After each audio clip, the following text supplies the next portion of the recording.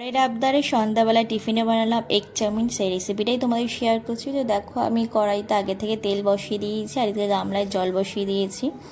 যেহেতু egg chowmein করবো সেই জন্য দুটো ডিম নিয়েছি, বেশি করে পেঁয়াজ লঙ্কা কুচিয়ে নিয়েছি, একটা ম্যাগি মশলা আর কিছুটা আলু কুচিয়ে নিয়েছি। চাউমিনে আলু মাস্ট।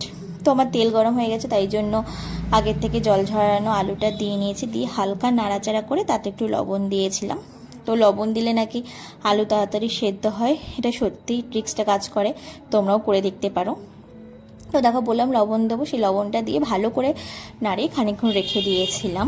আর এই আলুটা ভাজা হতে হতে দেখে আমার জল ভালোভাবে ফুটে গেছে, সেই জন্য আমি চাউমিনটা গুঁড়ো একটু ভেঙে দিয়ে দিয়েছিলাম। আর জলের মধ্যেও খানিকটা লবণ দিয়েছিলাম যাতে চাউমিনের মধ্যেও লবণটা ঢোকে। তো এদিকে আলুটা দেখি হালকা নরম হয়ে গেছে, তাই জন্য আরেকবার নাড়িয়ে চাড়িয়ে বেশি করে কেটে রাখা পেঁয়াজ লঙ্কাটাও দিয়ে দিয়েছি, দিয়ে আরেকবার ভালো করে নাড়িয়ে নেব। নাড়িয়ে ওয়েট করব পেঁয়াজ লঙ্কাটাও নরম হওয়ার জন্য, তখন আলুটাও একটু বেশ নরম হয়ে যাবে। তো এইদিকে চাউমিনের জলে দেখছো বুটবুটি উঠছে, তার মানে আমার চাউমিন সেদ্ধ হয়ে গেছে। এর থেকে বেশি সেদ্ধ করলে চাউমিন একদম নরম হয়ে যাবে, যেটা ভালো লাগে না। তো আমি ওভেনটা অফ করে জলটা ঝরিয়ে নেব। তো দেখো, আমার চাউমিনে জল ঝরানো হয়ে গেছে, এরকম বেশ ঝুরঝুরে হবে। আর চাউমিনটা না শক্ত না নরম, এইটাই আমার কাছে বেশ পারফেক্ট লাগে। তো চাউমিনে জল ঝরানোর পর দেখলাম আলুটা পুরোপুরি নরম হয়ে গেছে। তো আবার মিডিলে খানিকটা গ্যাপ করে নেব, গ্যাপ করে এখানেই যে দুটো ডিম রেখেছিলাম সেই ডিম দুটো দিয়ে দেব। অনেকে আছে আগে ডিম ভেজে নেয়, আমিও এরকম করি আগে।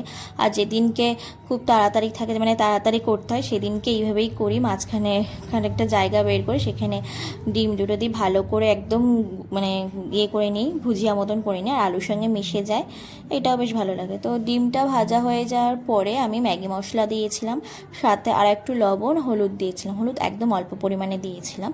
তো দিয়ে ভালো করে নাড়াচাড়া করে নেব, নিয়ে একটু ভাজা ভাজা করব। আর আমি চাউমিনে তেল কমই ইউজ করি।